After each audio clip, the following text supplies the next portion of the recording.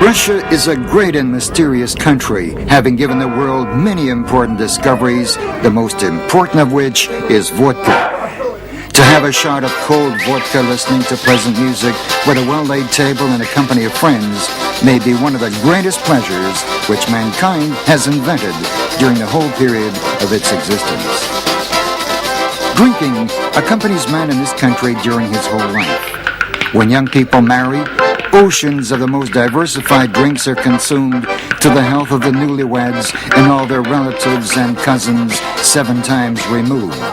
When a baby is born, it is imperative to wash down this event with all relatives and close friends. Birthdays and jubilees, any more or less important event, is an excuse for a well-laid table with lots of drinks and food. When a person dies, wakes are also observed on a grand scale, and at the cemetery, the relatives are always there with a bottle to wish the deceased a better life in the other world.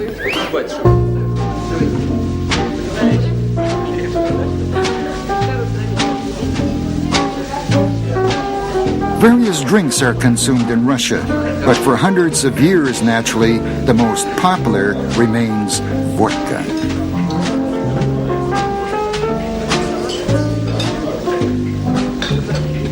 Hundreds of brands of this divine liquid are produced in the country, often according to recipes mentioned in ancient Middle Age chronicles. But this is vodka for export, the well-off and gourmets.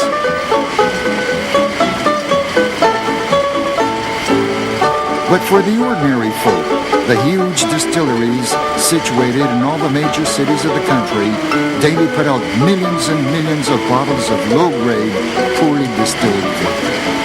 In Russia, they produce wonderful collection wines and brandies stored in cellars for tasting and exhibitions, whereas on sale, they put out the second most popular drink, cheap port-style wine, an appalling mixture of water, sugar, coloring, and naturally spirits.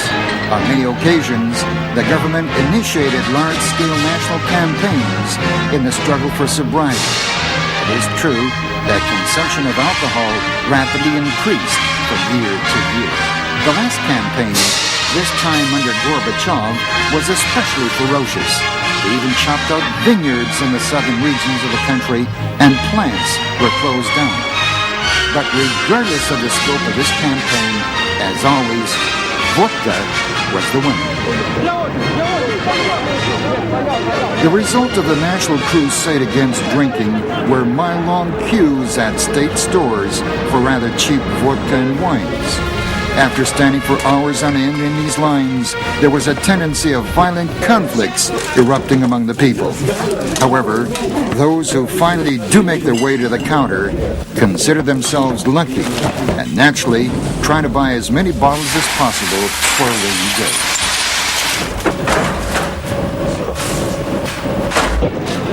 Some are really lucky and are able to buy their vodka straight from the back of the truck, which delivers it to the stores.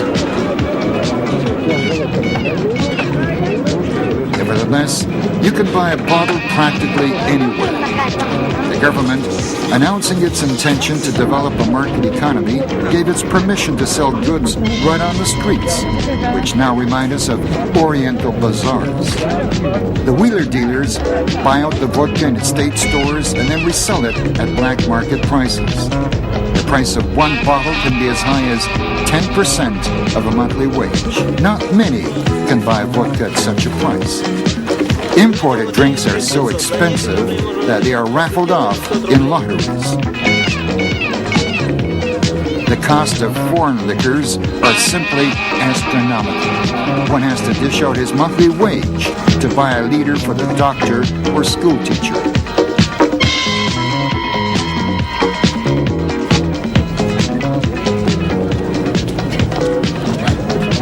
Beautiful bottles with foreign stickers more often serve as window dressing in private shops.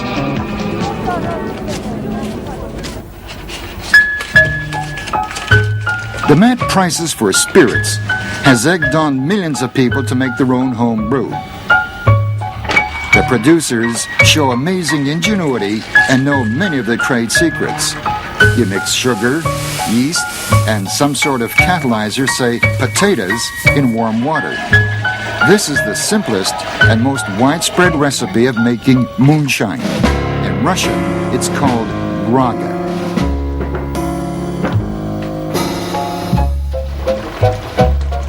To speed up the fermentation process, this fellow uses his washing machine.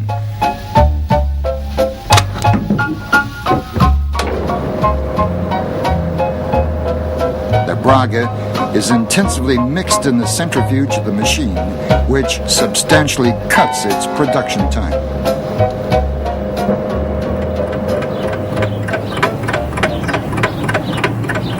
One must have patience and more patience. The braga must mature.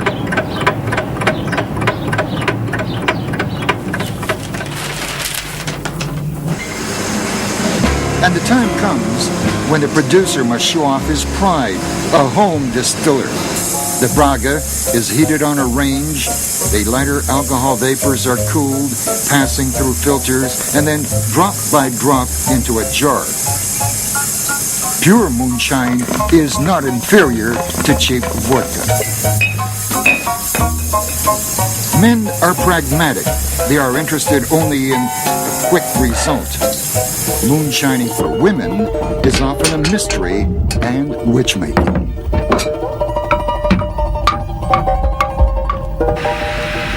They take up this business with their inherent finesse and taste. Their apparatus is much more elegant, and mainly, they improve the taste of their production by adding herbs, berries, dried fruits, spices. And the result is a divine elixir. Scientific workers and engineers are considered to be the real lucky guys, as they are given pure alcohol for their work in the laboratories. Their life is a never-ending holiday. The alcohol is usually mixed with water with a ratio of 2 to 3.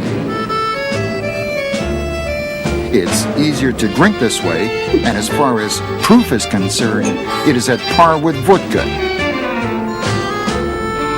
Pure alcohol is a fancy tidbit and the envy of all.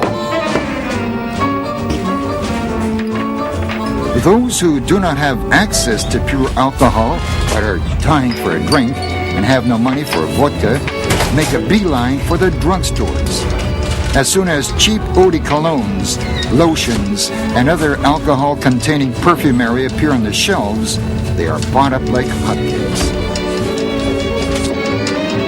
Aftershave lotions are bitter in taste and intoxication is nauseating. But then there's a wonderful aroma of field flowers or mountain lavender emanating from the person.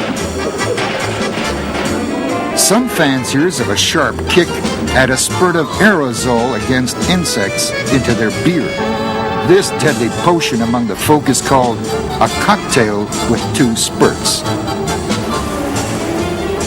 Everything that contains alcohol, paints, varnishes, glue, are bought out like nobody's business in the hardware shops. And there are many crafty ways of extracting alcohol from them. In this business, industrial workers have a head start. They are surrounded in their shops by all kinds of machines. Glue or lacquer is poured into a large can and some salt is added. The machine is switched on and a fast-moving drill, which has already been wrapped up with gauze, is lowered into the can.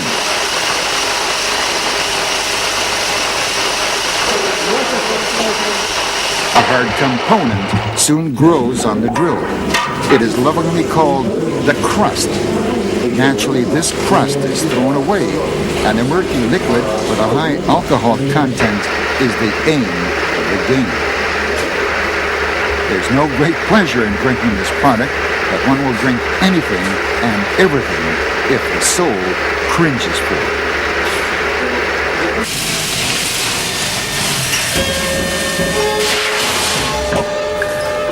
The result of the mass consumption of various chemicals as substitutes for vodka is that the emergency wards of hospitals are working non-stop. It's possible to save the lives of some of those who have been poisoned. Others, like this man, is too late. The doctors have accumulated a whole collection of alcohol-containing matter with which their patients were poisoned.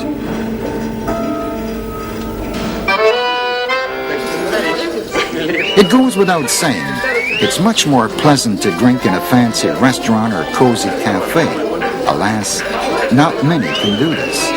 The cost of living is going up by the day, and prices in restaurants have climbed to cosmic heights. For the ordinary Joe, the most habitual haunt for a booze is a beer hall. Although everything here is saturated with smoke and smell, and it's crowded, still the atmosphere is businesslike and elated.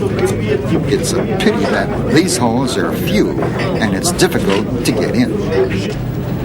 On the other hand, the whole city has been practically transformed into a beer joint. They drink everywhere, on the streets and the squares, at the railway stations and on boulevards.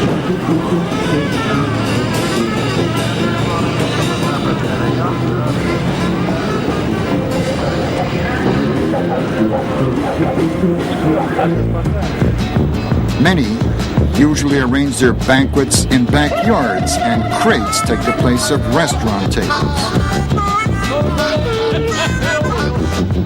Painters and other people of the free professions have the opportunity to drink in their studios and workshops where the tinkling of glasses never ends.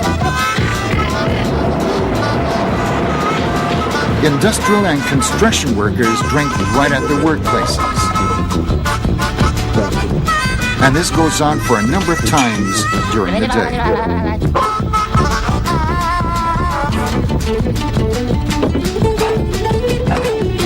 Politics combines well with boozing. You can always discern the aroma of vodka amongst communists and super patriots gathering around for their meetings.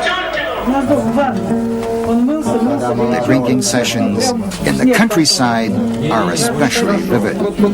Here there is no city hustle and bustle. Everything is done with finesse, no hurry, with folk songs and endless talk. I would say they drink more in the villages than in the cities. But this is a genuine ritual, blessed with century-old traditions. And this is a pure male pleasure. To go to a hot Russian steam bath, then plunge yourself into a snowdrift and immediately gulp down a glass of vodka.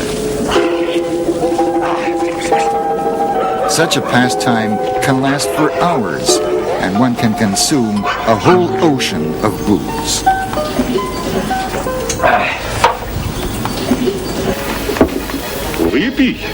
There's a scene in the film by Nobel Prize winner Sholokhov, The Fate of a Man.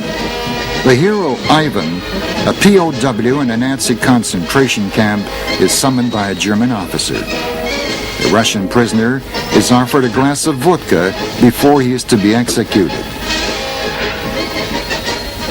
He takes it down and refuses to take a snack, saying, "Russians never take a bite after the first one." Then he has poured another glass of vodka.